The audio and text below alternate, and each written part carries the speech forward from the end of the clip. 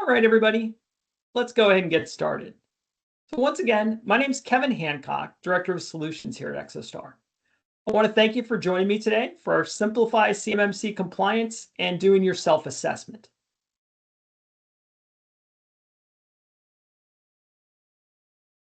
So before I jump into the formal presentation and demonstration, just want to cover a few housekeeping details.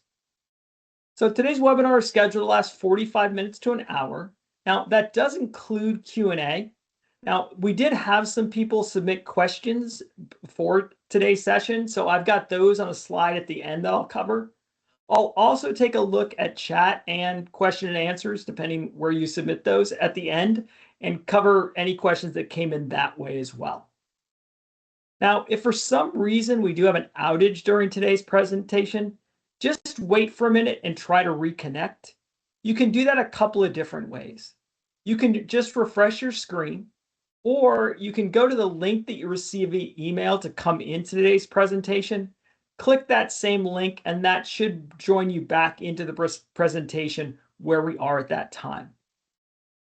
Now, if at any time you'd like to talk with one of our certification assistant experts, or if you have any additional questions, you can reach out to us actually a couple of different ways. You can email us, as it says here, at cmmc-team@exostar.com. You can also come to our website, www.exostar.com. There's a form submission there on every page. If you fill that out, we'll get back to you as soon as we can that way as well. Now, if one of the questions you have is, will I be receiving the slides for today's presentation? The answer is yes. So as a follow-up for today, we'll be sending you a link to the recording of today's session, as well as a PDF version of today's slides.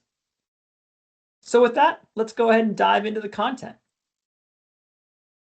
So this is the agenda I'll be covering today. I'm going to first give kind of a current state of the CMMC2 rulemaking process. I'll cover what goes into building your system security plan and how you go about doing a self-assessment. I'll then cover how you would use Exostar Certification Assistant to help you in that overall management of your CMMC program. This is a SaaS application that allows you to both conduct that self-assessment, but also allow you the centralized management of your overall CMMC program. We'll do a quick recap, and then we'll dive into the question and answer session. And when I talk about how to use Certification Assistant, I'll actually dive into the solution itself and show you to it in action.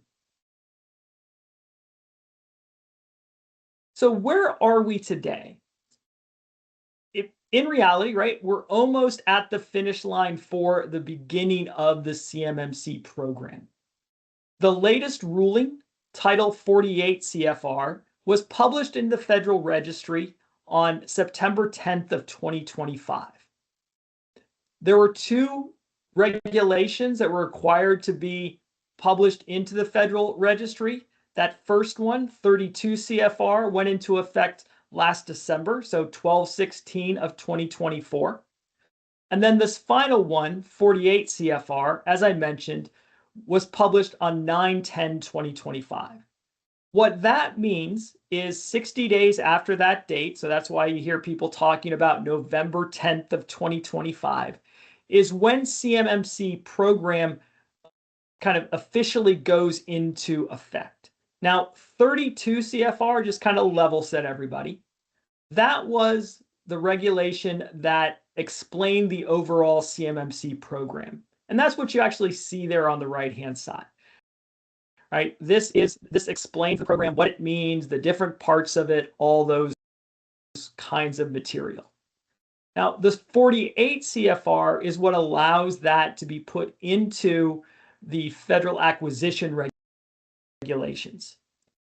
Now, the key difference between CMMC and what we're doing today, because today, if you receive controlled unclassified information as part of a contract with the DoD or federal contract information, you're required to safeguard that information in particular ways. Those things are in effect today. The main thing that CMMC changes is we're moving away from the days of self-attestation and self-affirmation that we do these things to the requirement of a third party assessing and agreeing that you do those things. So we're away from that self-attestation model to a third party assessment model. It also requires some governance and some rules around CSPs, cloud service providers that you may use, and external service providers that you may use as well. So that's the major difference of what we're doing today or prior to November of 2025 and what's coming with the CMMC rulemaking. Now, CMMC is broken out into 3 levels. Now, the majority of the defense industrial base is only going to be required to do level 1. Those are organizations that don't receive, process, transmit, etc., controlled unclassified information. You only receive FCI, federal contract information. In those cases, you still have a self-assessment model and a self-affirmation model, and that requires that you enforce 15 requirements to safeguard that information. Now, we often see 17 requirements here as well. So just to kind of clear up that confusion, because that's another point that people certainly ask questions about. There are 15 requirements, but if you look at each of those individual requirements and you compare them to NIST 800-171, which is what level 2 is, those break into 17 of those particular controls. So that's why you often see these 2 different numbers.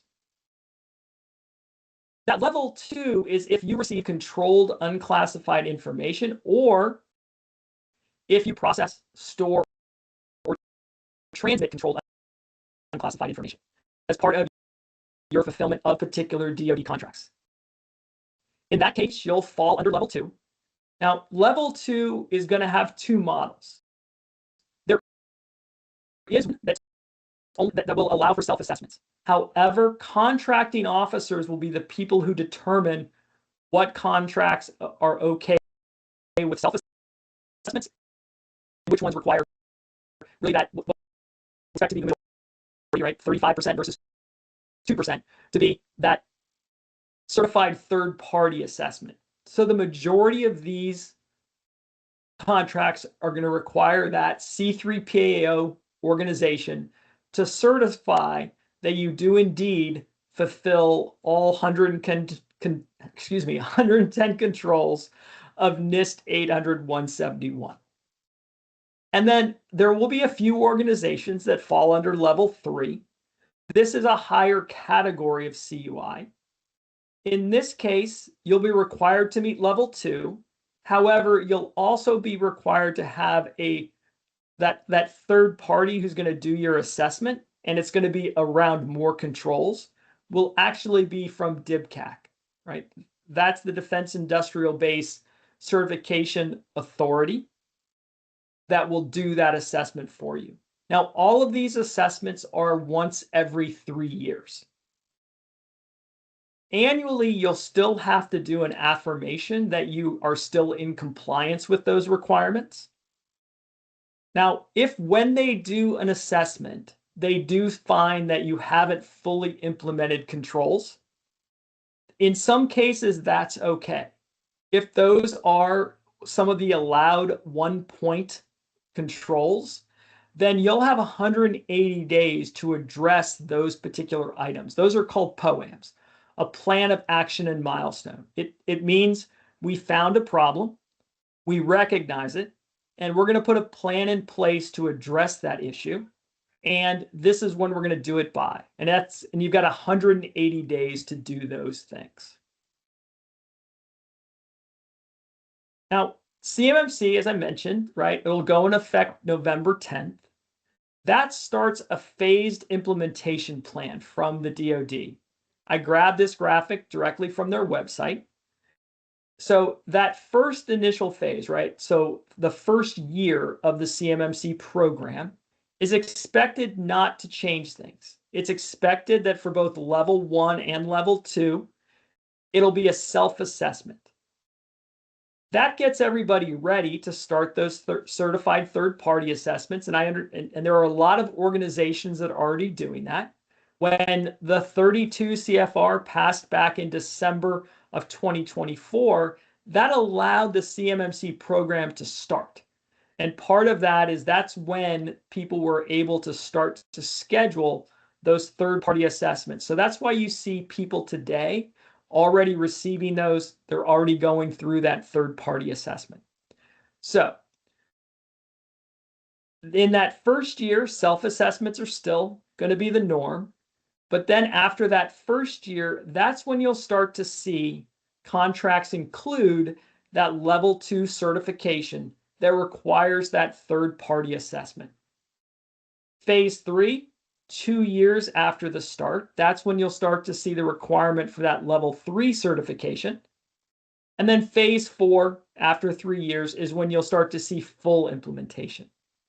Please take note that in some procurements, the DoD may implement CMMC requirements in advance of a planned phase.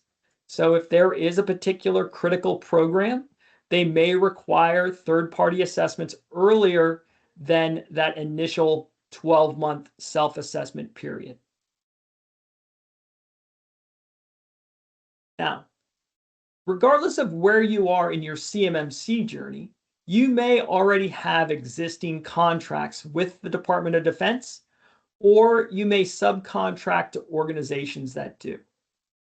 In those cases, organizations have flowed down requirements to you. Those are contractual clauses that say that have certain things you must do if you receive controlled unclassified information.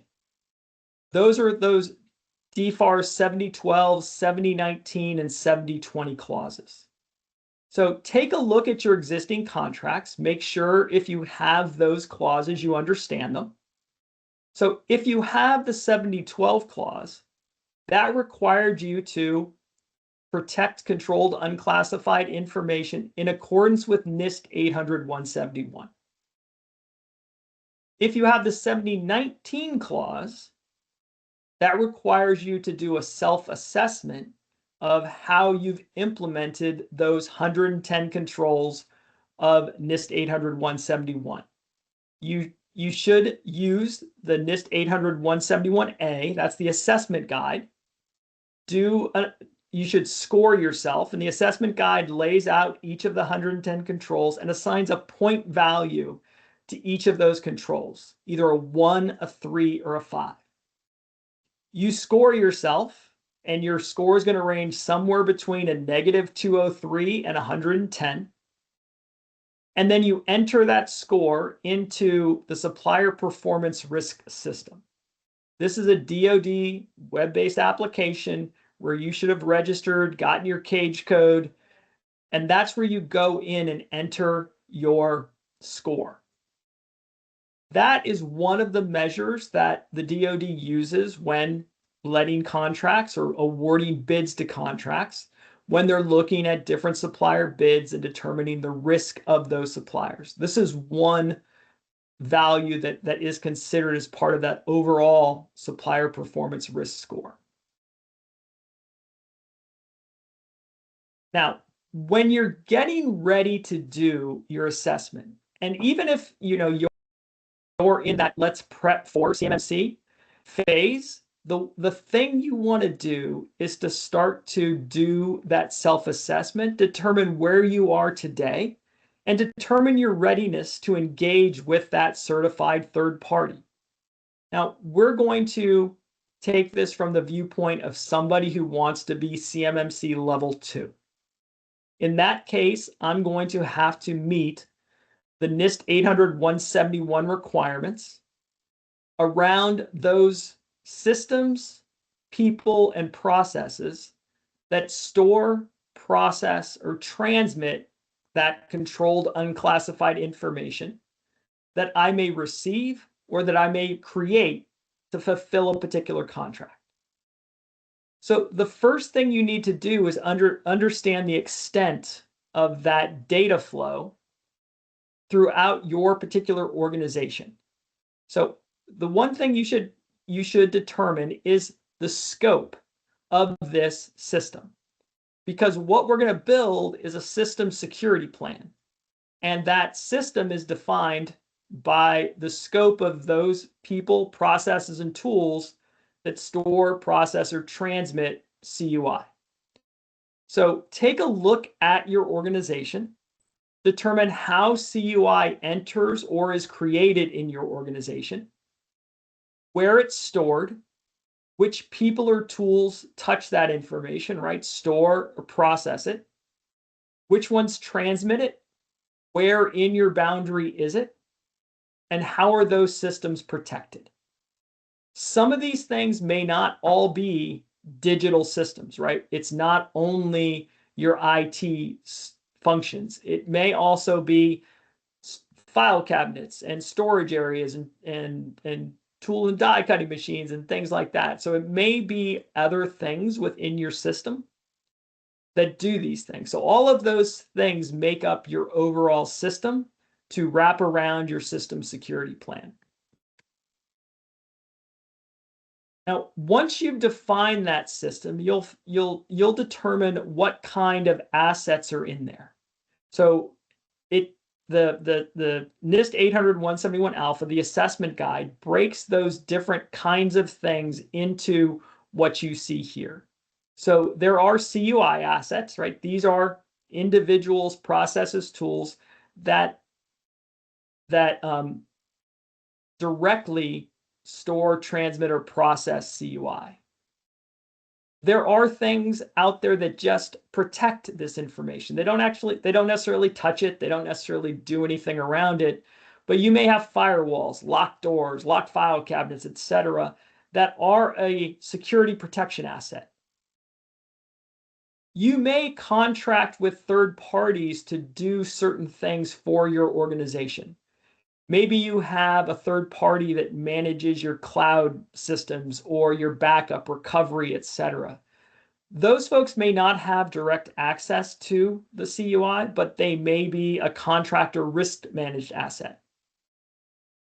You may have specialized assets like shop floor machinery, other custom things that aren't necessarily part of the overall system, but they're a specialized asset. And then obviously there may be a lot of stuff in your organization that is out of scope, right? That is outside this particular scope. So you need to identify that, because again, this is going to define that system boundary, and this is going to tell the assessors when you work with them what they actually should take a look at when they look at your organization. Then, right, make sure you understand NIST 800-171. Take a look at all 110 controls, right? There are 14 control families or categories. And within those, there are 110 individual controls. And then within each of those controls, you're going to need a number of different things. Right? You're going to have to know how you actually implement that control. You're going to need to know how you actually do it, because you're going to need to provide evidence that you actually do those things. So when the assessor comes on site, they're going to want to know your policies and procedures on how you've implemented that particular control. They may ask the folks that do that particular thing to actually show them how they do it, right? Because they may test your users or your administrators on how they assign an account or how you've set up your backup policy or things like that. You may also just be able to provide evidence for something, right? We use Entra groups to control access to different parts of our network. They may want you to have a screenshot of the evidence that you actually have a group and what it's part of and the different things it has access to. And then you're going to need to periodically test and review that you do these things. So that's why when I talk about CMMC, I talk about it as a program. This isn't a one-time assessment once every 3 years and forget it. there is an ongoing aspect to each of these different controls because they do require a periodic assessment, a reaffirmation that you're still doing these things as expected. If you change something in your organization, your network, your tooling, etc., you may have to readdress some of your policies, procedures, evidence, training, etc. So you need to treat this as that overall CMMC program and make sure you have something that helps you manage that overall program. Now, as I mentioned, when you do each of these controls, you're going to get a point value on whether or not you've implemented that control. And you shouldn't give yourself credit for a control unless you have all of that evidence, right? When you can say, look, here's how we implement this control. Here's the evidence that we do it. I've trained my people on how we do that. That's when you can really score yourself as an implemented control. So when you do that, that's when you're going to get that score. And it'll also give you an indication when, once you've done the assessment, you see where your score is. The point values will give you an idea of what you may want to focus on first and provide you, kind of that risk reward matrix to say, hey, let's address this 5-point item because we can implement it fairly easily and that can improve our score quickly. Or, maybe the 1-point ones will give you the most bang for your buck because you can knock those out in a couple hours, a day or so, whereas some of the other ones you may actually have to evaluate technology, determine what you want to use, etc. So when you do your self-assessment and you get that score, use that knowledge to help you prioritize and determine what to do first, what to do next, etc. Now, when you get to that 110 score, that's when you're really ready to engage with that certified third party to do your assessment. Now, these are just a list of the controls. I've given you also a link in here, and as I mentioned, you'll get a copy of this. So you'll be able to use this to help guide your overall assessment. Now, there are certain 1-point controls that you can't have a POEM. And when I say you can't have a POEM, what I mean by that is that's when the assessor comes on site, right? As I mentioned, when the assessors are there and they determine that you may not actually have fully implemented a control, they're going to, allow the assessment to continue as long as that's one of those 1-point controls that are okayed. But there are some, including all the 5 and 3-point, but there are also some 1-points that have to be already done. Now, but when I talk about POEMs as well, please understand that if you haven't implemented a control, but you're not ready for a C3PO, you should still manage your overall CMMC program with POEMs, right? You should identify that control. You should assign it to somebody in your organization or a third party or however you're going to address that. Have a plan in place to fix it. Create a POEM against that to help you manage your overall CMMC program. Now, if the assessor has identified one of those items and allowed you to create that POEM, you have 180 days to close out that POEM and address it. You'll then go back to that same C3PA organization, tell them, hey, we fixed this. We're ready for you to come on out. They'll verify, and that's when they'll close their assessment. They'll agree, they'll give you that passing assessment, if you will, and that's when they'll do their final update into the EMAS system that you are CMMC level 2 certified. So that's kind of the process to go through and how you want to conduct that self-assessment for you. Now, what I'm going to show you is how to manage that overall CMMC program utilizing Exostar's Certification Assistant. Certification Assistant will allow you to do that assessment against each of those different controls. It'll score you as you go through. It'll allow you to create those POEMs if you haven't implemented a particular control, or if you have implemented one or you're closing out a poem, it allows you to manage that. It allows you to centralize that evidence, that implementation statement, etc., of each of the controls. So when you're working with that assessor, you can provide them your SSP, your list of evidence that goes along with that SSP, and just help you overall manage that program and that assessment as well. So let me show you how that actually works. So I've got the system running here. So this is Exostar Certification Assistant. When you come in, obviously this would be blank, right? We wouldn't have any information in here.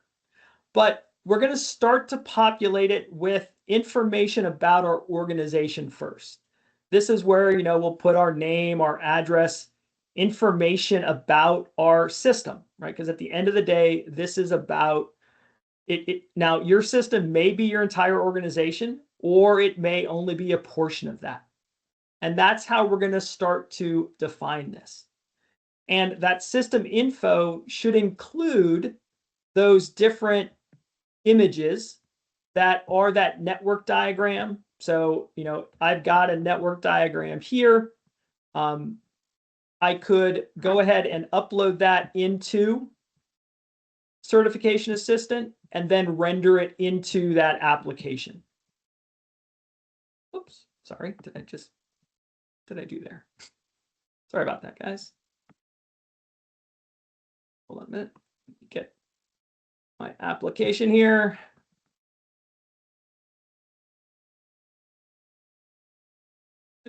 Come on. Sorry, my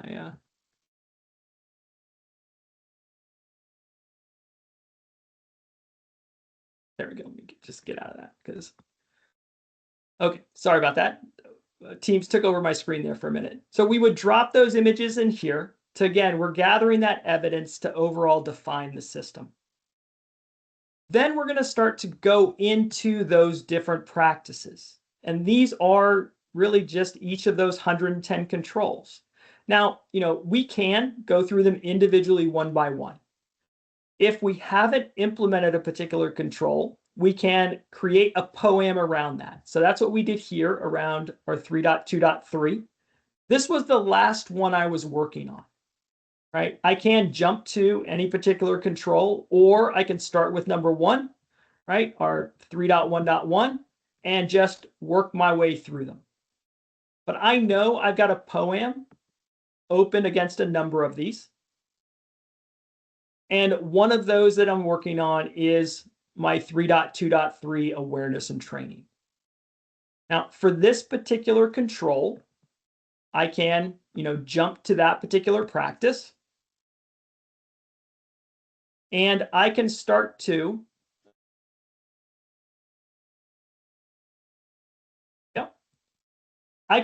populate how we address this particular control.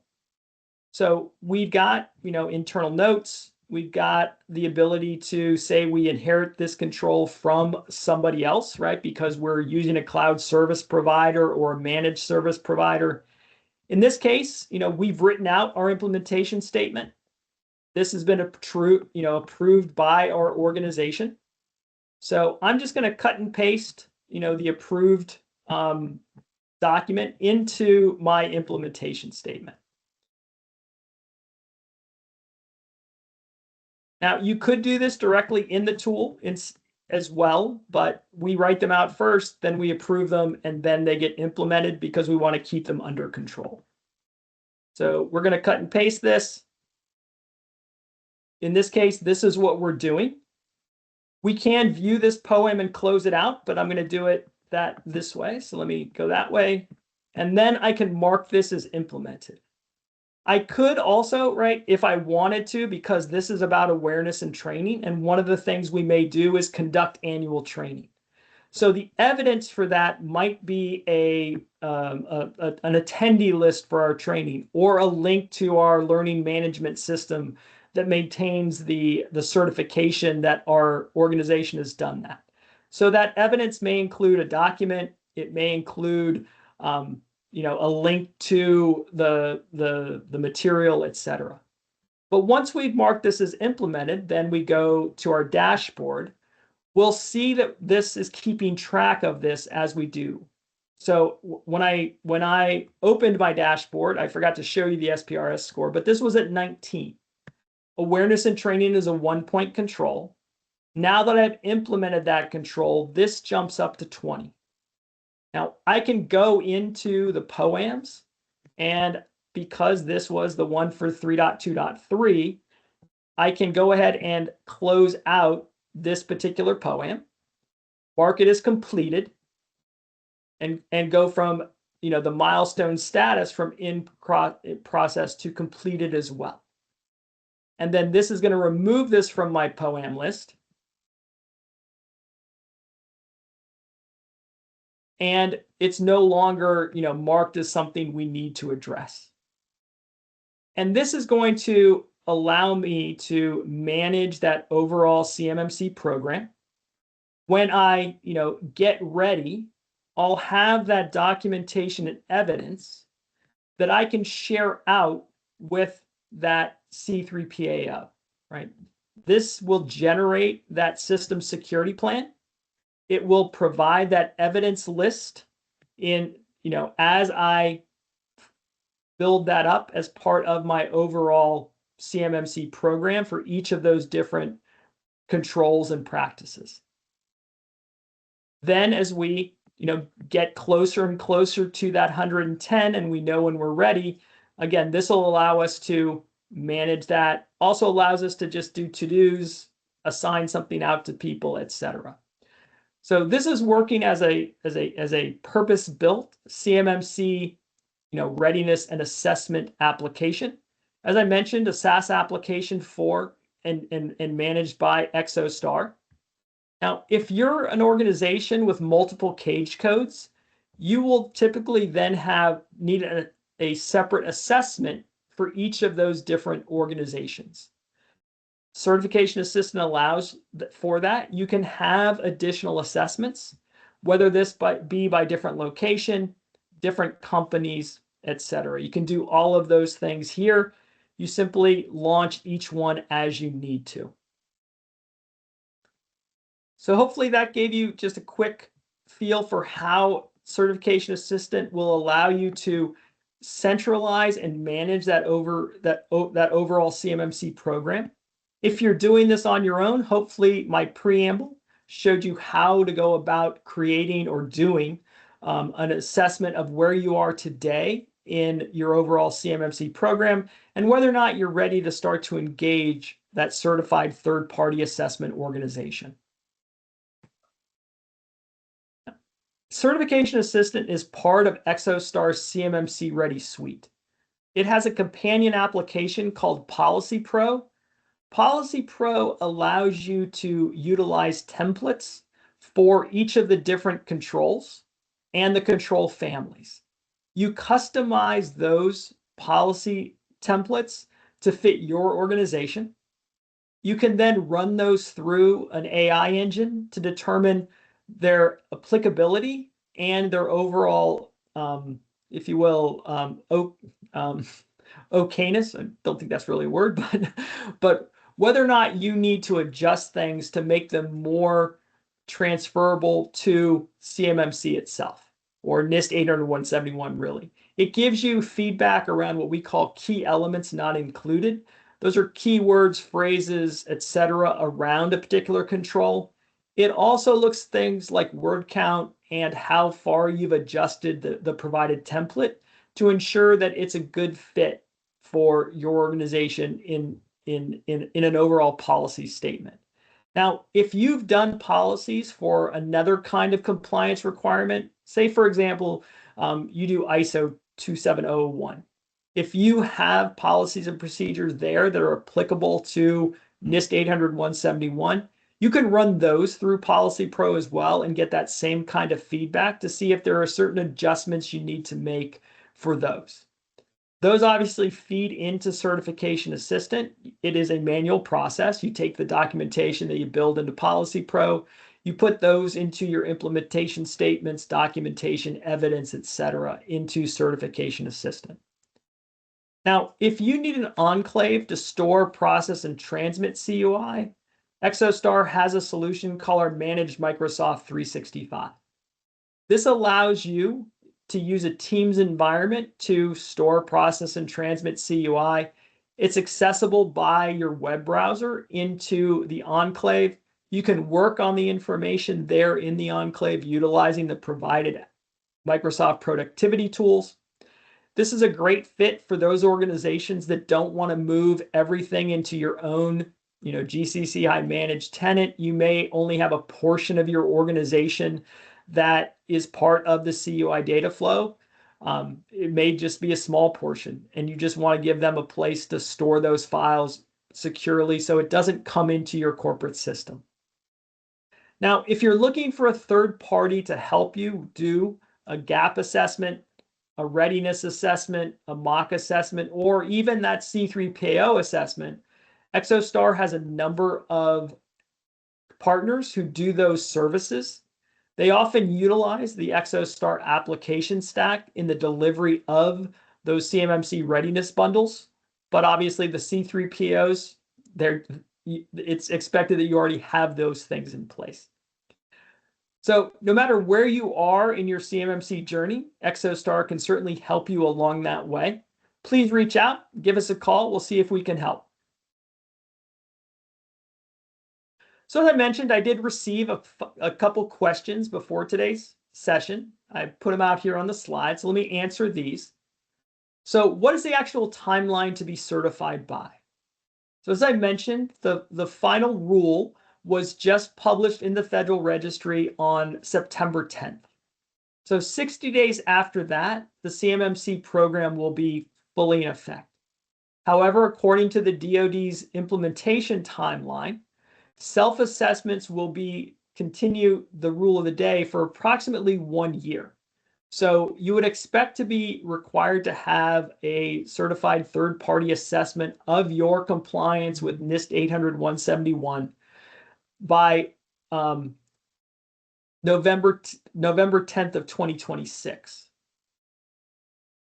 So who determines when it's COTS and why is it CUI when it is COTS? So organizations typically determine what is COTS and what's not. And by organizations, I mean the companies, the organizations providing goods and services. If this is a publicly available thing, you've got it in your catalog, on your website, etc., then it's typically considered commercial off the shelf. Sometimes COTS things are included in CUI because it may be part of a larger system with diagrams, etc., that lay that out. Now, whether or not you ever receive that CUI as part of a contract is really going to be between you and the organizations you're contracting with. They're the ones that are going to determine whether or not they need to provide you that information, and they should be able to, tell you when they're going to provide it.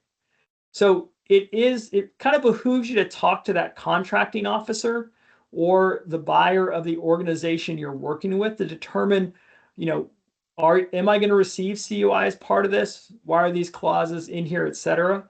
I don't always have a great answer because I know a lot of people tell me, well, they just tell me it's CUI and I don't have any control over that. I can't do anything about that. But you get to determine whether or not your stuff is commercial off the shelf, and how a person buys that or engages with you is up to them. So will customers require level 2 even if a vendor doesn't handle any CUI? Now, they shouldn't, but I will, I'll be perfectly honest with everybody. There are times when people will just insert, the DFARS clauses into all contracts. It kind of then is up to you to determine whether or not you can negotiate that out because you're not, and they know you're not, or not. And I don't have a great answer because I've seen both sides of it. So number 5, is level 1 sufficient for FCI? The answer there is yes. It is by definition. Federal contract information is what kind of defines level 1. So that should be good. So that kind of concludes my formal presentation. Let me see what we've got in chat.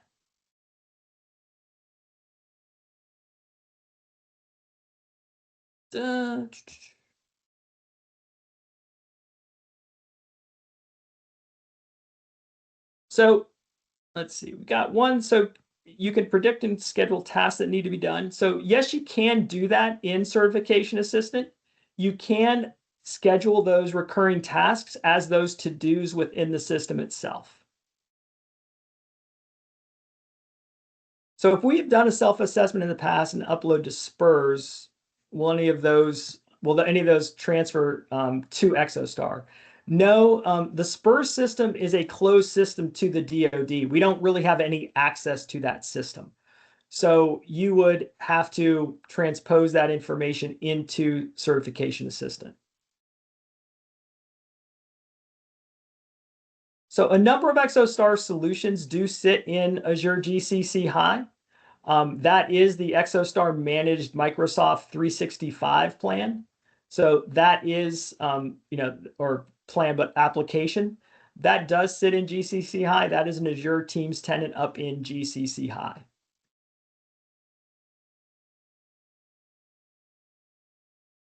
So got a question about who decides what is CUI?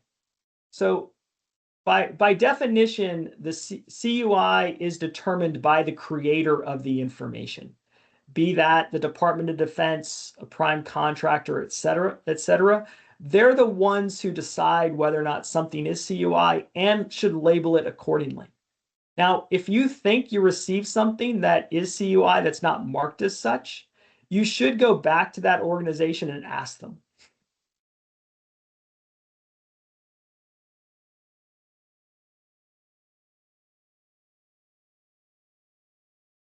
So I got a question about, are MSPs in scope when doing the CMMC assessment?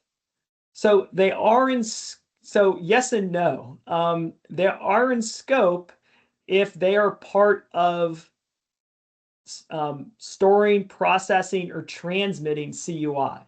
So if, for example, if an MSP is providing some outsourced IT, and they have administrative accounts in your systems that allow them to see CUI because they're an administrator, then they may be in scope for your assessment.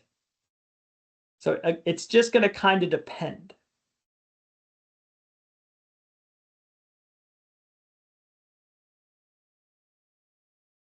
Let's see. We use Exostar MM365 in certification, SPRS score of 105.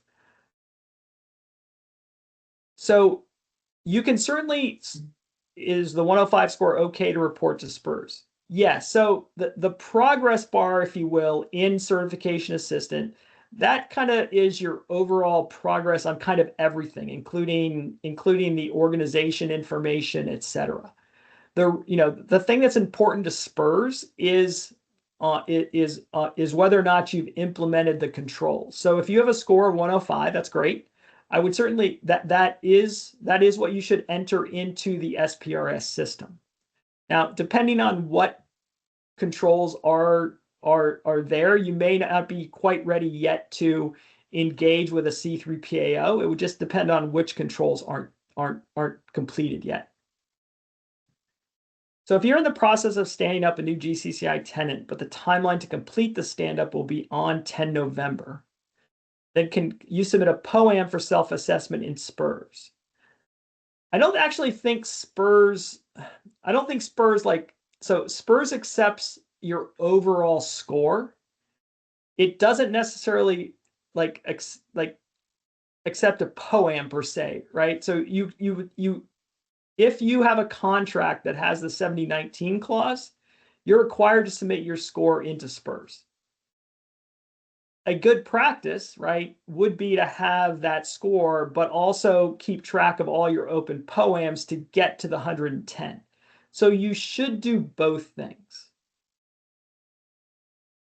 Okay, we currently don't have a CUI document. We're preparing for CMMC level 2. Can we still obtain CMMC level 2 certification without during the C3PO audit? So you can request CMMC level 2 certification at any time, whether or not you have a DoD contract that currently requires that, right? Because nobody today has a requirement for CMMC level 2 assessment. They're not in contracts yet. So you can go ahead and, if you're at a 110 and you're ready to have that third-party assessment, I would encourage you to do that. So you absolutely can do that before you actually got a contract that says that. Does Exostar have some kind of self-assessment form we can follow to help us determine what our assessment score would be? We don't. So Certification Assistant is our CMMC assessment application. We don't have like an Excel form or anything like that. There are some free that are out there. You can certainly Google one, but we don't have that. Our solution, if you will, for CMMC assessments is Certification Assistant.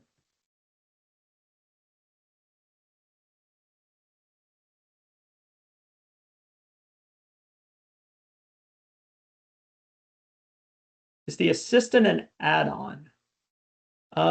So Certification Assistant itself is a standalone application.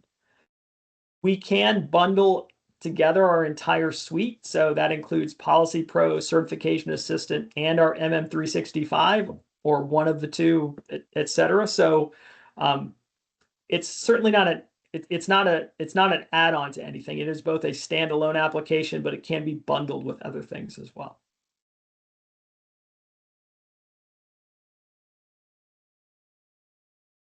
So the pricing of the suite and the components. So Certification Assistant is, I believe, $3,500. Policy Pro is $2,000. There's a price break if you bundle the two. Our MM365 for 20 users is $13,000.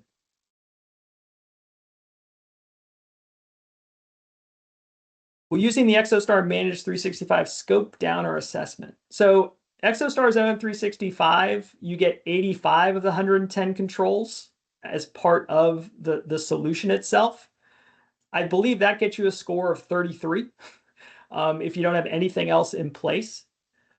It doesn't, you still have to create a system security plan and the relative policy statements, et cetera. As part of our MM365, we do provide you our sample SSP, our body of evidence of what we do in those 85 controls, et cetera. So that's part of the documentation package that comes with MM365. If we use Managed Microsoft 365, do Policy Pro and Certification Assistant have presets to show those controls have been implemented? They do not. It's something we're working on doing, but it's not available today.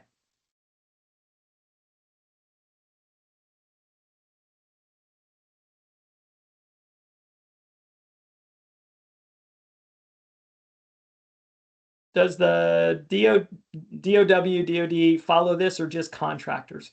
So this is for contractors to the Department of Defense. So by actual name, so NIST 800-171 is the is how to protect controlled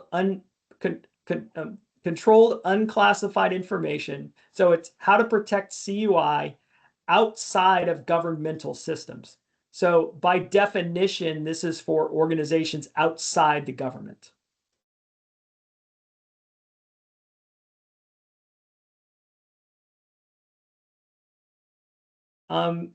So our org wants to mark all docs as CUI. I see this a lot, or I hear about this a lot, that our organizations are going to just by default mark everything as CUI. To me, it's overkill.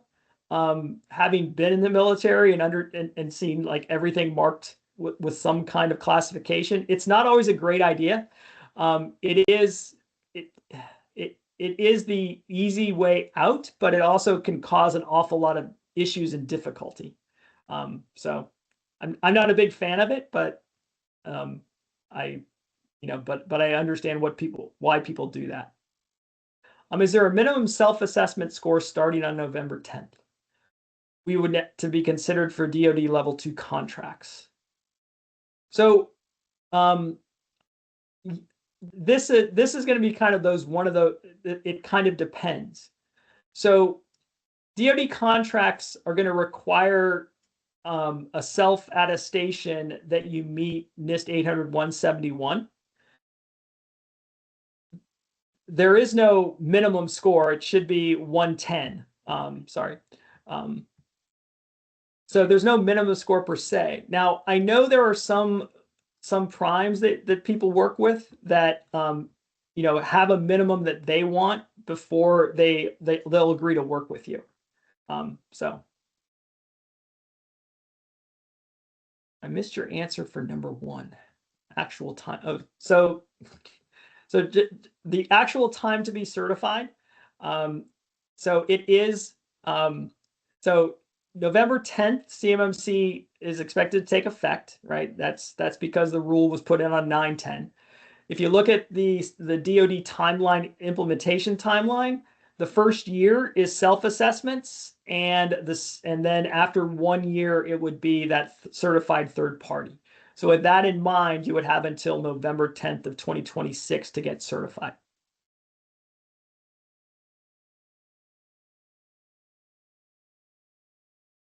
Hopefully that answered the last two.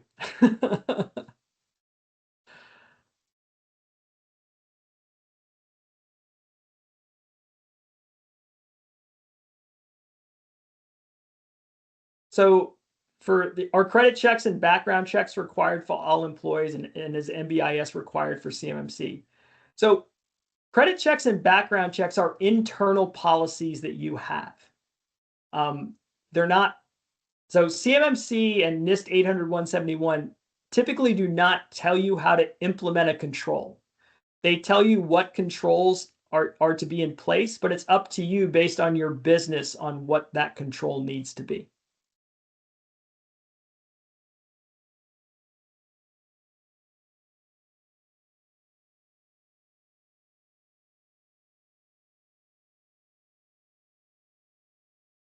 Any other questions, everybody?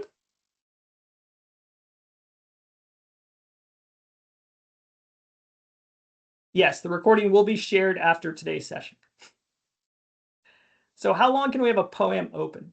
So again, if you're going for so if an assessment takes place and they identify a control that's not in place, then that POAM has 180 days. If you're doing a self-assessment and you're creating a POAM because there is a control open, you have really it's kind of your timeline then of when do you want to have engaged with that third party before you can close that POAM.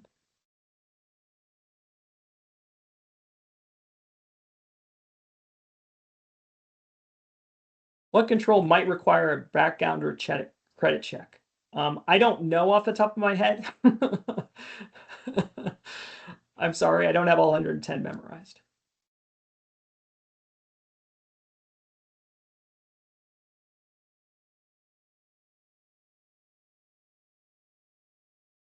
So our current score we post on November 10th is -150. Can we still be considered for the contract? Again, I don't know, because it's going to depend on what DFARS clauses a contract has inserted. If they require you to have a CMMC, or if they require you to be in accordance with NIST 800-171 and your score is -150, then I would say probably not, but you could certainly bid on it. So it's going to be, that's going to be kind of between you and the contracting officer.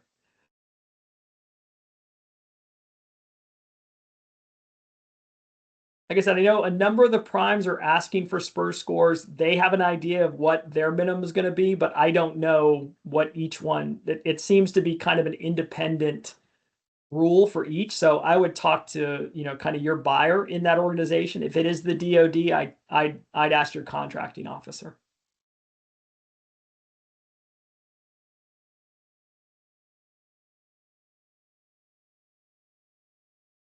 Anything else, everybody?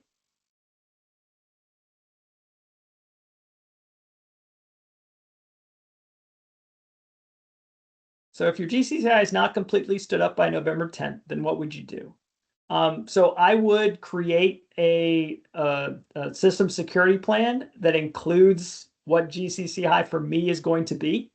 Because so please understand, just like putting everything in GCCI doesn't automatically get you 110. You actually have to, you have to configure your GCCI tenant and all the services that are associated with it and necessary for your organization to meet the 110 controls. So I would start to build my system security plan that accounts for those things, create a POAM for those things that you're going to implement and how you're going to implement them in GCC High, and and then start to kind of check them off as you bring those services online. Because just like when the tenant comes live, it doesn't necessarily mean you are at 110. It means you have the foundation to get there, but you've still got to do work to create your system security plan around that.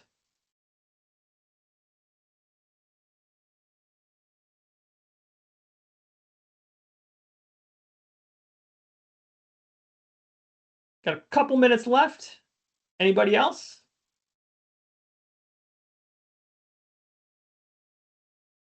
Okay, everybody. I will call it there. Thanks so much, everybody. Thanks for your time. And oh, wait, come in. What is the purpose of background checks? As I understand, there's so guys. I appreciate all these background check questions, but I don't know. You'd have to talk to your HR to determine whether or not you require a background check for a particular role or responsibility.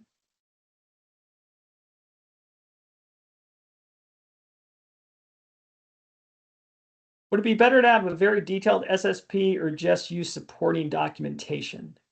We have a cybersecurity and data protection governance program to back up the SSP. So I would have a detailed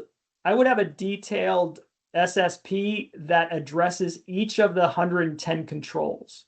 Because when the assessor comes out, they're going to ask you specifically, how do you implement this particular control? How do you do this? So to make it easy for them to do their assessment, it's much better to have it detailed in that manner. Because if you have just a lot of general policies and procedures, you're going to be flipping and trying to relate those to the particular control the assessor is looking for. And it's going to take longer. It's going to be less effective. They may question more things, particularly around your boundary and things like that. So, okay, guys, we're at the top of the hour. Thanks so much. I want to thank everybody for your time and attention today. Have a great rest of the day and a great rest of the week.